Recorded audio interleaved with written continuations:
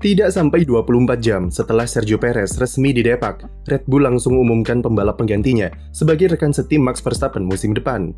Sesuai gosip dan prediksi, Liam Lawson ditunjuk sebagai wajah baru yang akan huni kursi kedua pembalap Red Bull di 2025 nanti.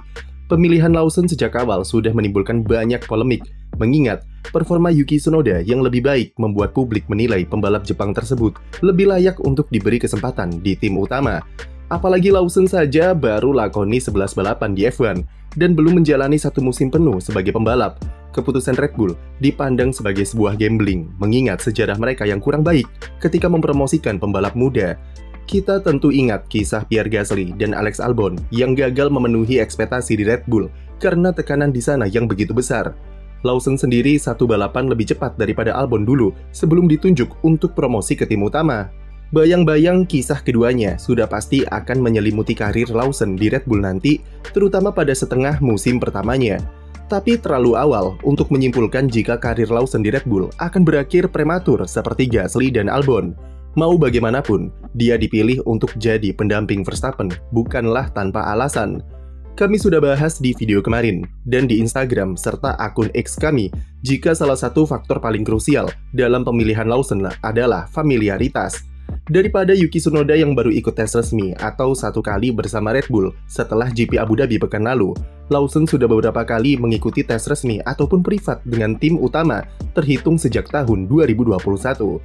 Lawson dipandang lebih tahu soal kondisi internal Red Bull seperti apa, mulai dari cara mereka bekerja serta operasionalnya sampai sebesar apa tekanan yang harus ia handle musim depan. Lawson sudah sering membantu tim di simulator, yang mayoritas disetting sesuai dengan preferensi mobil Max Verstappen, yang membuatnya lebih paham tentang karakteristik serta pengembangan mobil di Red Bull nanti.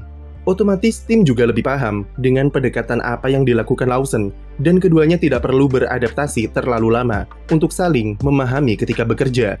Selain itu, menurut klaim dari Christian Horner, pembalap Selandia Baru ini merupakan pembalap yang sangat ulet dan cukup versatile ketika ditempatkan di situasi apa saja.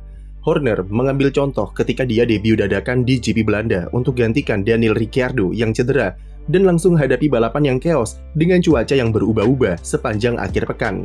Lawson saat itu hanya buat kesalahan di latihan bebas, dan sisanya dia berhasil survive balapan pertamanya yang cukup kacau. Adaptasi Lawson juga dipuji oleh Horner, terutama jika kita ingat debutnya di ajang DTM ketika dia langsung memecahkan rekor dengan menjadi pemenang balap termuda, lalu kalahkan Alex Albon di tim yang sama, dan nyaris juara andai tidak di kamikaze di balapan pamungkas. Keberanian Lawson yang tidak peduli dengan statusnya sebagai rookie atau langsung berduel dengan pembalap yang lebih senior juga jadi nilai plus bagi Horner dari aspek mentalitas yang tangguh. Salah satu hal yang dipertanyakan adalah kenapa meskipun Yuki Tsunoda tampil lebih baik, tapi pilihan Red Bull malah jatuh kepada Lawson. Horner sendiri tak memungkiri jika keduanya cukup ketat dan Tsunoda berhasil membuat tim terkesan dari hasil tes akhir musim pekan lalu. Namun Horner berasumsi jika Lawson saja sudah bisa mendekati performa Tsunoda meskipun baru 11 kali balapan, maka pembalap kelahiran 2002 itu akan semakin bagus nantinya dengan potensi yang ia punya. Dari semua alasan itu, bebas-bebas saja memang dan cukup wajar bagi Horner untuk memuji pembalap pilihannya, terutama mengingat Lawson adalah pembalap favorit Horner dan sudah ia incar sejak 2022 silam. Masalahnya adalah sangat sulit untuk menjustifikasi pilihan tersebut ketika terdapat opsi yang lebih baik dan terpampang di depan mata, seperti Yuki Tsunoda.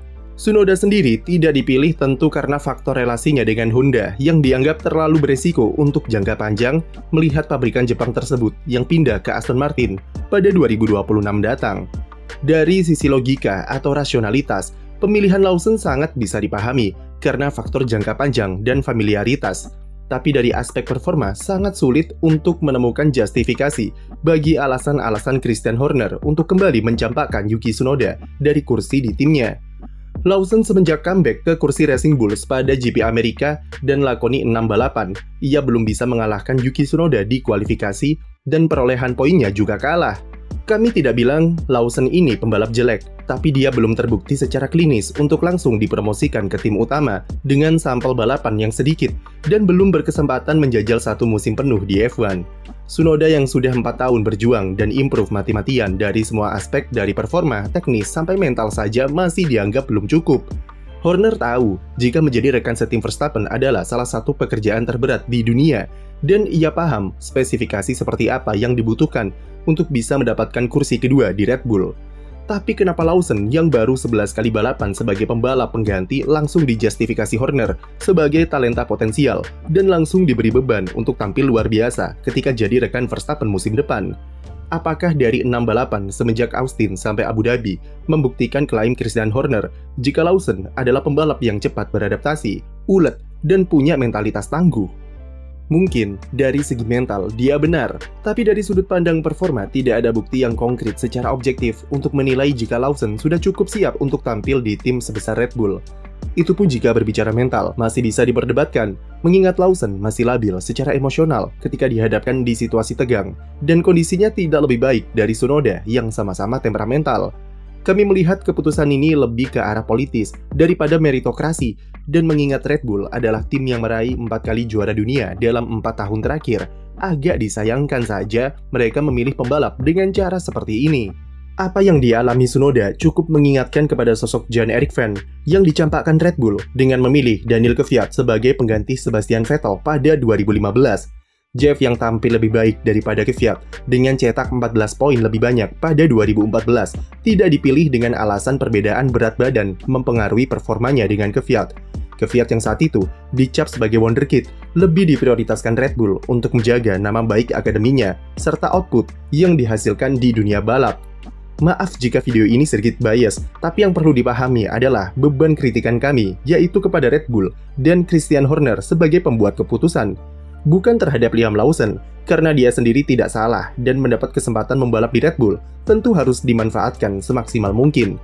Lawson sudah cukup pantas jika melihat track recordnya sebelum F1, bahkan dia seharusnya sudah dipromosikan Red Bull ke AlphaTauri sebagai pengganti Pierre Gasly pada 2023 silam daripada Nick De Vries. Lawson yang saat itu finish di posisi ketiga klasemen akhir F2 dan di tahun sebelumnya nyaris juara di TM, dianggap tidak terlalu spesial oleh Helmut Marko yang malah merekrut De Vries untuk menuruti saran dari Max Verstappen. Pemilihan Lawson musim depan seakan-akan adalah penebusan kesalahan Red Bull yang tidak mempromosikannya 2 tahun yang lalu. Tantangannya musim depan sangatlah besar, karena selain harus perform secara konsisten dengan tuntutan besar dari Red Bull, tapi rekan setimnya adalah Max Verstappen yang memegang kendali atmosfer di sana. Lingkungan Red Bull yang terkenal Verstappen sentris sangat mungkin membuat Lawson merasa terintimidasi dan menguji permainan mental yang dia miliki. Atau jika tidak, salah satu hal yang ditakutkan adalah Lawson berusaha dan bernafsu untuk menyamai skill Verstappen yang bisa berujung ke kesalahan sendiri. Itulah kenapa kemampuan memposisikan diri di dalam tim sekelas Red Bull sangat penting melihat lingkungan yang masih mengutamakan satu pembalap. Sungguh kesalahan besar jika Red Bull langsung berharap kepada Lawson untuk bisa tampil konsisten dan lebih baik dari Sergio Perez melihat pengalamannya yang masih minim. Akan ada masanya dia membuat kesalahan dan penampilannya naik turun sebagai adaptasi. Apakah Red Bull siap dengan resiko seperti itu berkaca dari kesulitannya dengan Perez di 2024? Apapun yang terjadi, Liam Lawson tetaplah pembalap yang harus adaptasi untuk memaksimalkan potensinya bersama Red Bull, dan semua butuh waktu. Red Bull tak bisa ulangi kesalahannya dengan Pierre Gasly dan Albon dulu dengan terlalu memprioritaskan satu pembalap dan memaksa pembalap keduanya untuk menyesuaikan diri begitu saja. Lalu ketika mereka tak sanggup beradaptasi, Horner dan Helmut malah menyalahkan pembalapnya sendiri. Mereka sudah kena batunya musim ini dengan kehilangan gelar konstruktor karena tidak mendengarkan masukan Sergio Perez soal masalah di mobil yang sudah dideteksi sejak tahun lalu.